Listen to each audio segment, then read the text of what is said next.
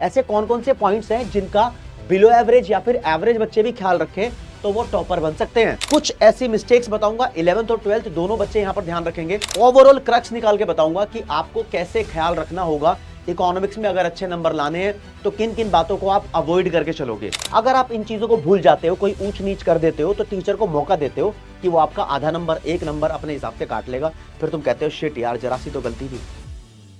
दोस्तों, इस वीडियो में मैं आपको क्लियर करूंगा कि इकोनॉमिक्स में बच्चे जनरली कौन कौन सी गलतियां करते हैं जिससे उनके नंबर अच्छे नहीं आ पाते। मैं देख रहा हूं ना कि बच्चे बहुत मेहनत कर रहे हैं इकोनॉमिक्स में, वो बिलो एवरेज थे पहले, अब पढ़ाई कर करके, रिवीजन कर करके वो एवरेज बच्चे बन गए हैं। लेकिन उनको यह समझ नहीं आ रहा कि टॉपर्स उनसे डिफरेंट कैसे है। ऐसे कौन कौन से पॉइंट्स हैं जिनका बिलो एवरेज या फिर एवरेज बच्चे भी ख्याल रखें तो वो टॉपर बन सकते हैं। वो कहां जूझ रहे हैं कि उनके नंबर पूरे में से पूरे नहीं आ रहे। 6 नंबर का क्वेश्चन होता है, टीचर उनको 4 नंबर देता है, 4.5 देता है, मैक्स टू मैक्स 5 दे देता है, उस बच्चे के पूरे में से पूरे नंबर नहीं आ रहे। 3 नंबर वाले क्वेश्चन में उसको पूरे 3 नंबर मिलते ही नहीं है, आंसर सही होता है। क्यों भाई साहब? कुछ ऐसी मिस्टेक्स बताऊंगा, 11th और 12th दोनों बच्चे यहां पर ध्यान रखेंगे, क्योंकि इकोनॉमिक्स में टेबल भी होता है, डायग्राम भी होता है, न्यूमेरिकल भी होता है, थ्योरी भी होता है। हर एक चीज का आपको यहां पर ध्यान रख के ओवरऑल क्रक्स निकाल के बताऊंगा कि आपको कैसे ख्याल रखना होगा इकोनॉमिक्स में अगर अच्छे नंबर लाने हैं तो किन किन बातों को आप अवॉइड करके चलोगे।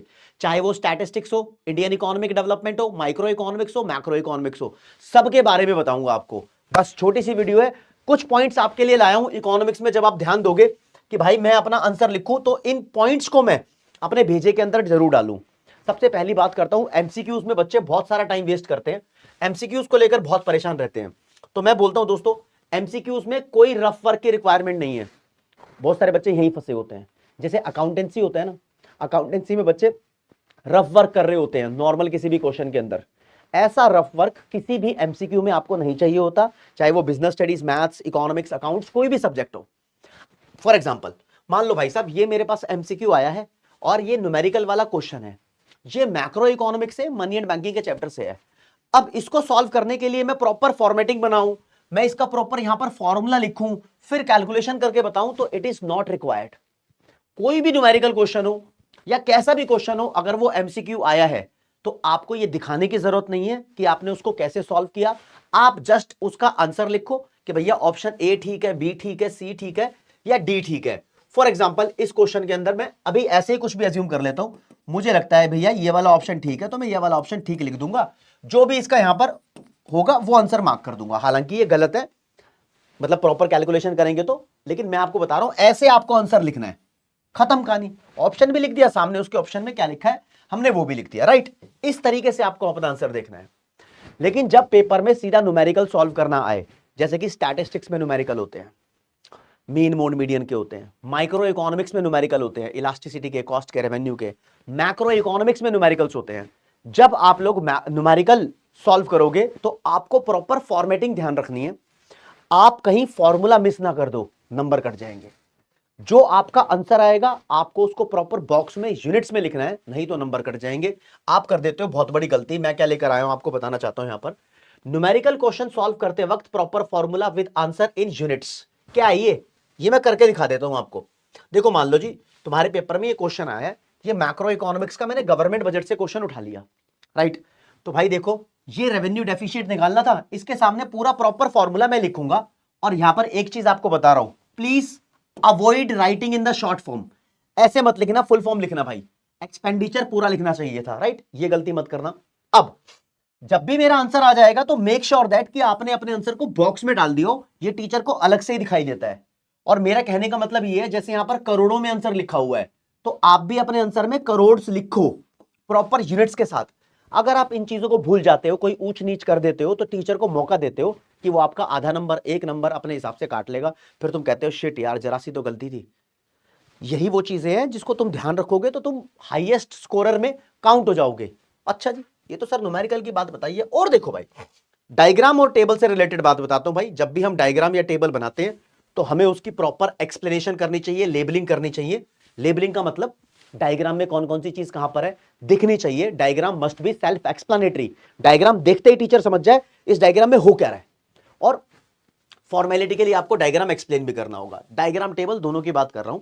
फॉर एग्जाम्पल, मैं क्या कहना चाहता हूं, मान लो जी तुम्हें कोई डायग्राम एक्सप्लेन करना है। अब ये डायग्राम तुम्हारे सामने मान लो मैंने लिख दिया, ये डायग्राम है भाई। अब छोड़ दो, ये डायग्राम तो मैक्रो इकोनॉमिक्स का है, लेकिन तुम्हारा कोई भी डायग्राम हो सकता था। अब डायग्राम पे प्रॉपर आप लोग दिखाओ कि एक्स एक्सिस पे आपने क्या लिखा है। जैसे कि मैंने यहां इनकम लिखी है तो इन यूनिट्स लिखी है, ये भी दिखाओ। समझे? मौका मत दो नंबर काटने का। वाई एक्सिस पे क्या लिखा है? एडीएएस लिखा है भाई, ठीक है, और इन यूनिट्स लिखा है, प्रॉपर करके बताओ उसके अंदर, ठीक है, प्रॉपर करके बताओ। अब डायग्राम क्या दिखा रहा है, ई पॉइंट किस चीज का है, कौन से इक्विलिब्रियम का है, कौन सी सिचुएशन कहां पर हो रही है, प्रॉपर डायग्राम में मेंशन होनी चाहिए। डायग्राम को आपको एक्सप्लेन करना है। बहुत सारे बच्चे इतने आलसी होते हैं, कहते हैं यार डायग्राम में क्या एक्सप्लेन करना है, टीचर बोलते हैं वही पॉइंट एक्सप्लेन कर रहे हो जो डायग्राम में दिख रहे हैं, तो डायग्राम एक्सप्लेन क्यों करते हो भाई? फिर भी करना है, जो डायग्राम में दिख रहा है वो आपको एक्सप्रेस करना आना चाहिए।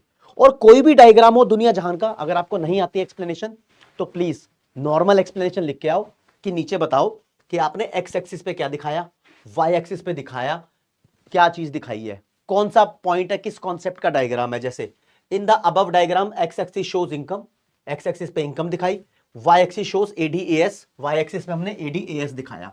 जो ई पॉइंट है ये किस चीज का पॉइंट है, ये दिखा दिया। बेसिक बेसिक बातें।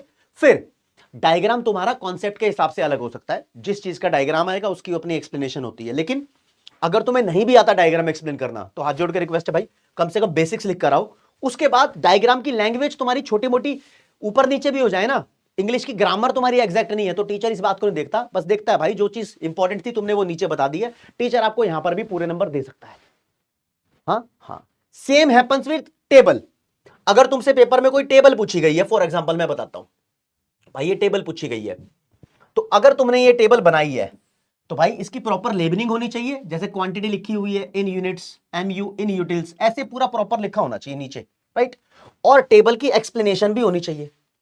बताओ जी टेबल में कौन कौन सी कॉलम है, कौन कौन सी कॉलम में क्या क्या दिखाई देता है, ये प्रॉपर एक्सप्लेनेशन यहां पर, राइट।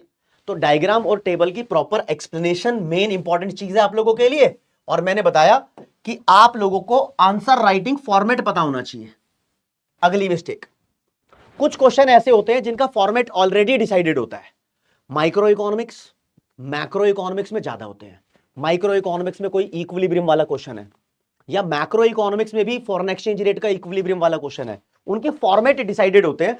मैंने जितने भी आपको वन शॉट करवाए हैं, माइक्रो मैक्रो इंडियन, सब में फॉर्मेट बता रखा भैया, ये क्वेश्चन आ जाए तो ये स्टेप्स आपको लिखने हैं। फॉर एग्जाम्पल मैं इसी क्वेश्चन को उठा के लेता हूं। मान लो जी क्लास 11th की माइक्रो इकोनॉमिक्स से तुम्हारे स्कूल के अंदर क्वेश्चन पूछा गया, कंज्यूमर इक्विलिब्रियम एक्सप्लेन करो। तो सबसे पहला आपको पता होना चाहिए कंज्यूमर इक्विलिब्रियम का हम लिखते हैं राज्य मीनिंग, कहां गया, आपको फॉर्मेटिंग में पता होना चाहिए। सबसे पहले मीनिंग आता है, फिर उसकी कंडीशन लिखनी जरूरी है। कंडीशन पूछी नहीं ना, लेकिन आपको पता होनी चाहिए कि कंडीशन लिखनी जरूरी है। और फिर टेबल बनेगी, फिर उसकी एक्सप्लेनेशन आएगी। ये 4 स्टेप्स होते हैं। ऐसे ही मान लो जी मैक्रो इकोनॉमिक्स से फॉरेन एक्सचेंज रेट का इक्विलिब्रियम आ गया, तो सबसे पहले फॉरेन एक्सचेंज रेट के इक्विलिब्रियम का मतलब पता होना चाहिए आपको। उसके नीचे फॉरेन एक्सचेंज की मार्केट डिमांड, फिर सप्लाई, फिर डायग्राम, फिर एक्सप्लेनेशन। माइक्रो इकोनॉमिक्स से इक्विलिब्रियम प्राइस का आ जाता है, तो सेम फॉर्मेट है। जब भी मैंने वन शॉट लिया उसके अंदर फॉर्मेट भी आपको अच्छे से एक्सप्लेन किए हैं। प्रॉपर फॉर्मेटिंग आपको पता होनी चाहिए, बचाएगी आपके नंबर कटने से। अब आता है भाई साहब मेन चीज, राजे डिफरेंस वाले क्वेश्चन में ना बच्चे इस बात को लेकर टेंशन में होते हैं, सर डिफरेंस वाला क्वेश्चन आया है, 2 चीजों में डिफरेंस पूछा है, क्या मैं उसका बेसिस भी लिखूं? देखो भैया बिजनेस स्टडीज में तो बेसिस लिखना बहुत जरूरी होता है, इकोनॉमिक्स में बेसिस लिखना जरूरी नहीं होता। क्यों?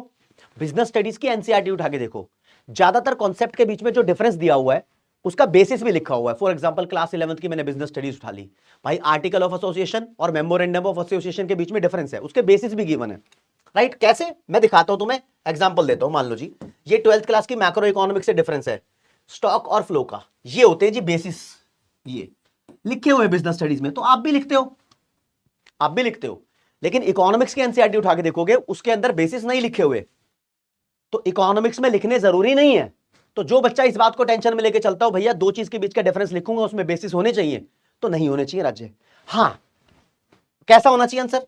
भाई ऐसा हो सकता है आपको पूरे नंबर मिल जाएंगे, सिर्फ पॉइंट पॉइंट में आंसर लिखा हुआ, देखो 2 कॉन्सेप्ट है उसके पॉइंट पॉइंट में आंसर लिख दिया, राइट। लेकिन मेरे दोस्त आपको बेसिस आते होंगे इकोनॉमिक्स में भी, तो टीचर आपको थोड़ा अच्छा समझेगा, आपके मार्क्स कटने के चांसेस थोड़े कम होंगे, टीचर आसानी से आपको नंबर दे देगा। लेकिन डरना मत, अगर बेसिस ना आए तो अपने हिसाब से डिफरेंस जरूर लिख के आना, समझे।